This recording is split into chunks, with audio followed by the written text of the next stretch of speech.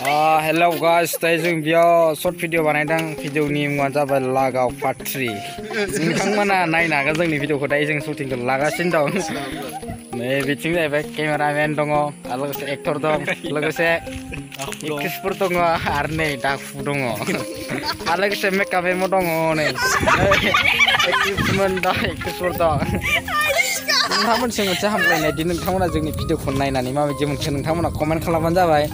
आरो लोगोसे नोंथांमोना नोंथांनि लोगोफोरनो शेयार खालामनानै होबाय आरो जोंनि इउटिउब चेनेलखौ साबस्क्राइब खालामाखैबा साबस्क्राइब खालामना होबाय आरो सोरबाफोर गोदान दङबा नोंथांमोना साबस्क्राइब खालामना होबानो जाबाय दा नोंथांमोना शुटिंआ बोरै बोरै जायो नायलांबाय थाबानो जाबाय नै बिथाङा लागासिनो दं केमेरामेन बिथांनि कन्टेक्ट नाम्बार नांगौबा होनो हागोन नोंथांमोना आंजों कन्टेक्ट खालामबानो जाबाय अब्ला नै बिनि कन्टेक्ट नाम्बारखौ हरनो हागोन नै बिथां नै लागासिनो दं हेलौ गाइस नोंथांमोना दा भिडिअखौ नायबाय थाबानो जाबाय नै जायगाखौ शट खालामा जादों माने खालामगासिनो दं नोंथांमोना नायबाय थाबानो जाबाय बिथां केमेरामेन हेभि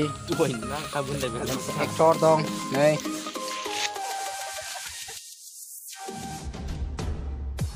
Trey buंदो Trey buंदो दे आं बेखौ Trey Trey जांख्रिदो खानाया गोसोआ गोसोनि Trey नायथिंदो नुहुरदो थाबायबो वा गोसोआ गोसोनि